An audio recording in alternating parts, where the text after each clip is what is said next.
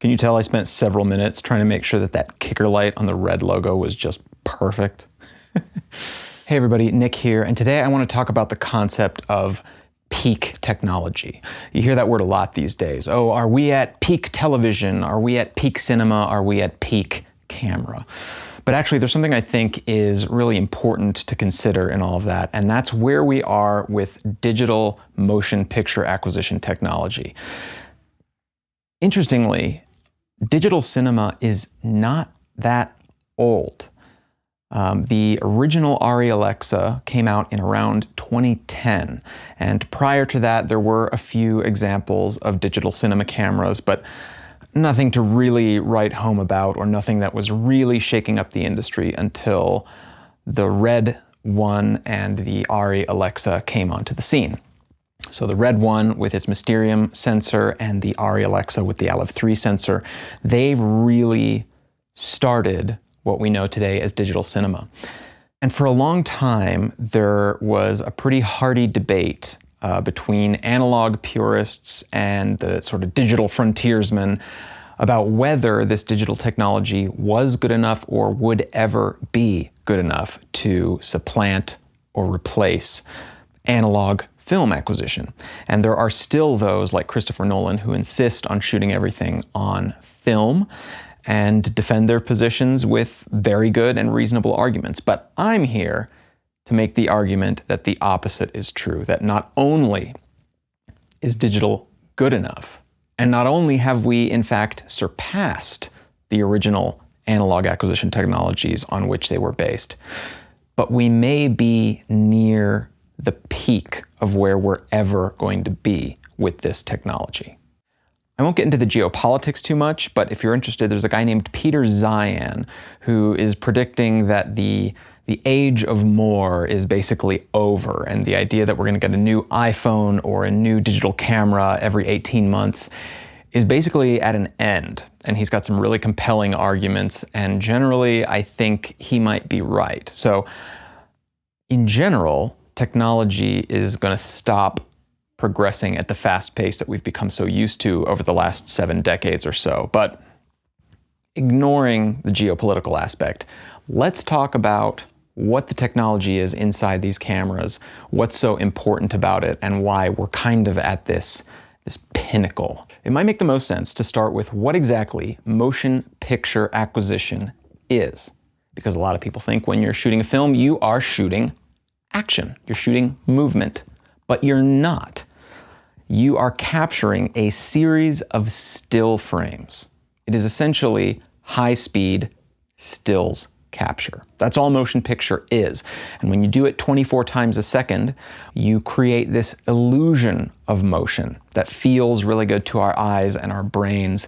There's an argument as to whether 24 frames per second at 180 shutter inherently is special, or if it's only special because it's been part of cinema for 100 years. But regardless, 24 frames a second at 180-degree shutter really does something to our brains. It really communicates the language of this art form to us. That, I think, is why things like HFR, the high frame rate stuff that Peter Jackson and James Cameron were trying to push, failed.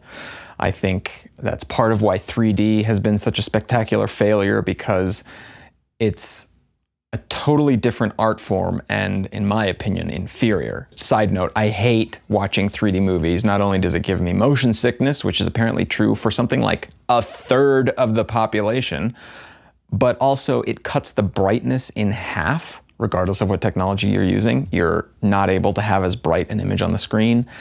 And to me, there's no reason to have it.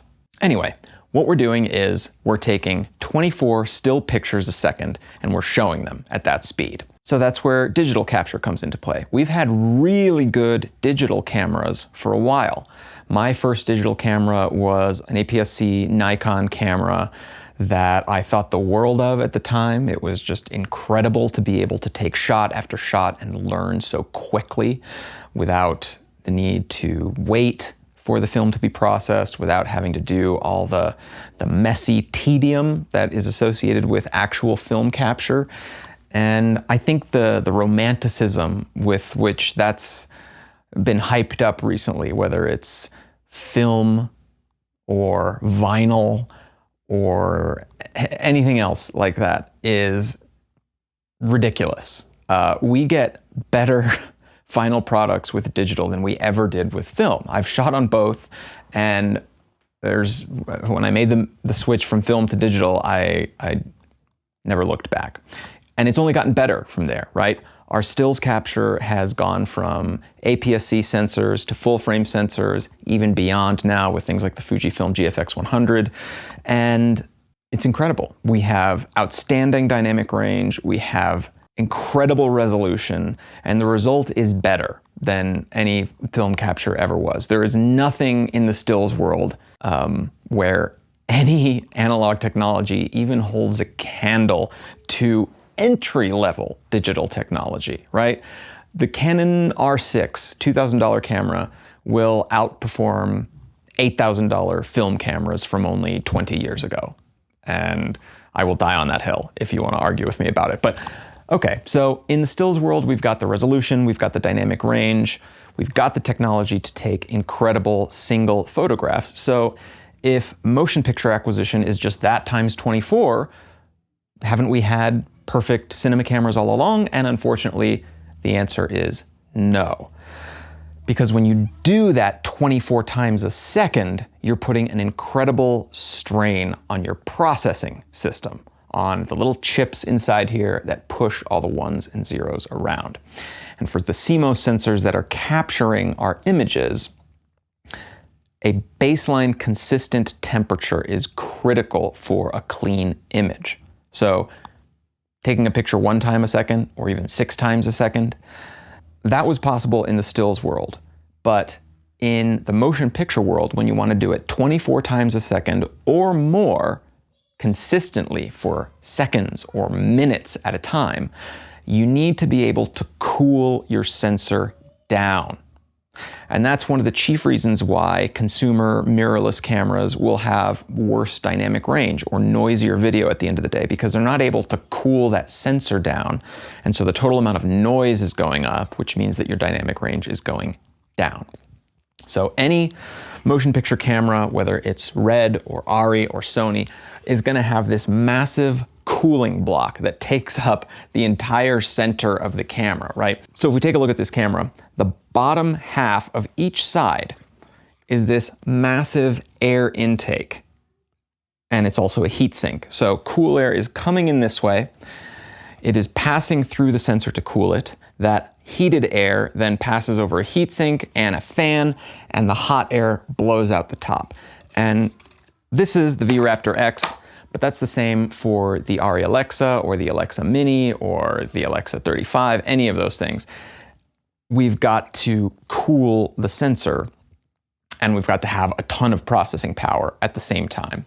And so that sort of pairing of the really great ability to capture high dynamic range, high resolution images with a great wide color gamut, and do it for at least 24 frames a second consistently with a cooled sensor, that's only been around since about 2010 in a consistent way. Now, what we've done in the meantime is improved on all of those things. We've improved the resolution, we've sort of improved the dynamic range. So the Olive 3 was king of the hill back in 2010, and it's only second place now to Olive 4.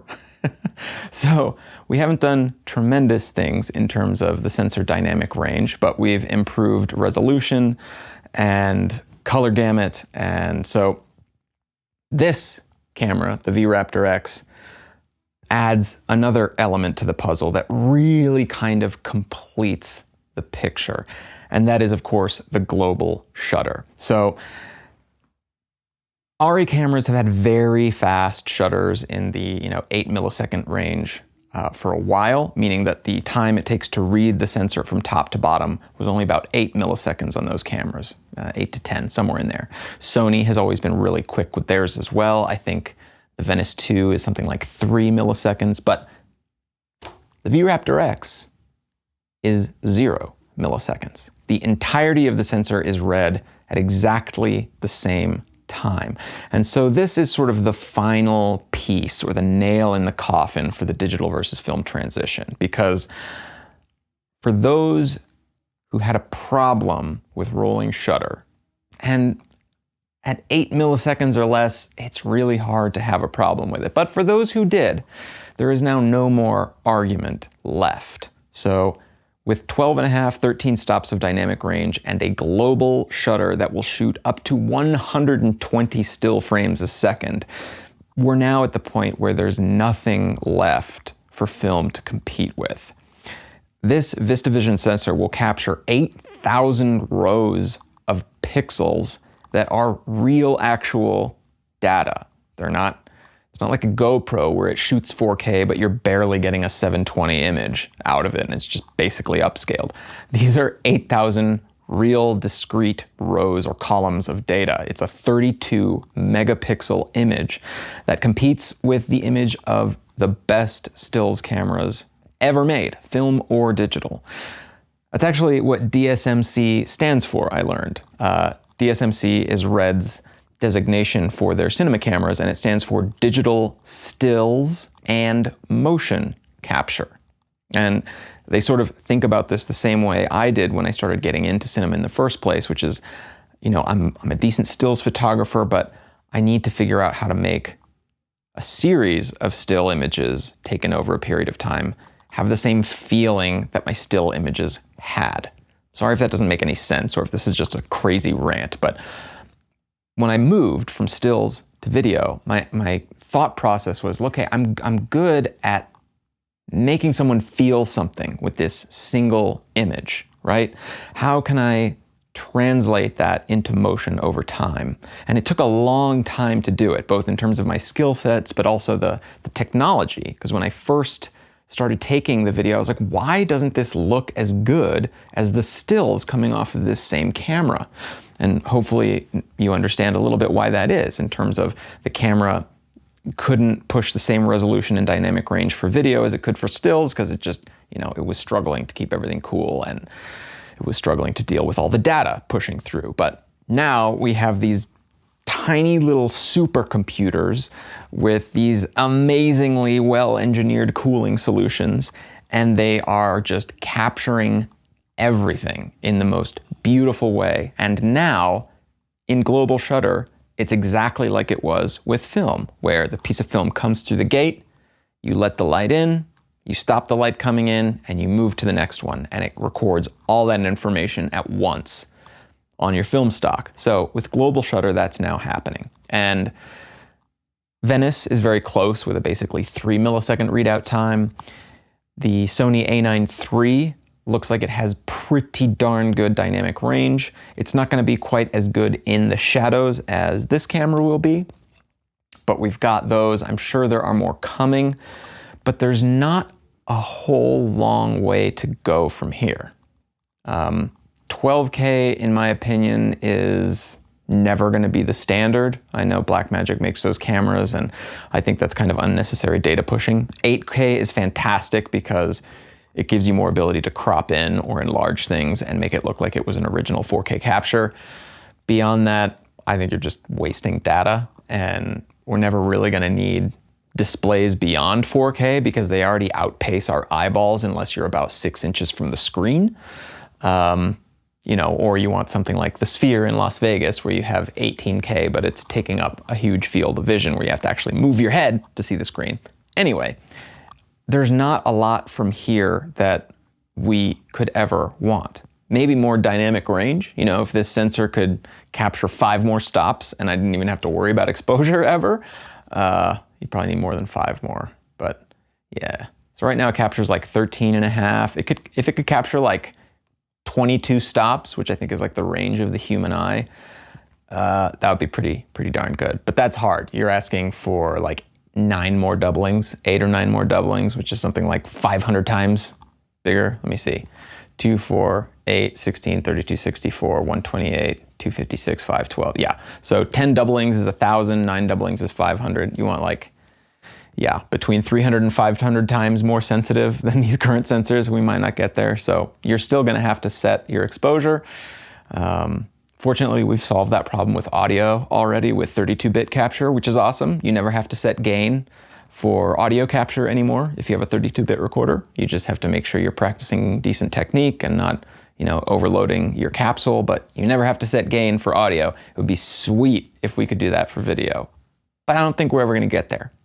Especially if the geopolitical stuff that Zion is worried about comes to pass. We're definitely not going to get there anytime soon. But the point is, if you take one thing from this video, it's that this camera can take the most beautiful still frames you've ever seen out of just about any camera on the planet, and it can do so up to 120 times a second at its full resolution. That is bananas, right?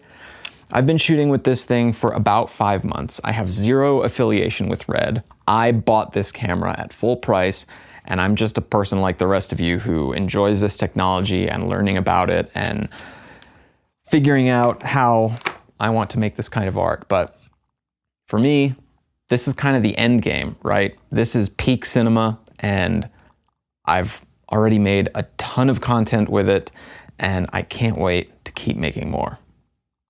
Thank you for watching. I'll see you next time. It might make sense to start with what exactly motion picture. It might make the most sense to start with what exactly motion picture.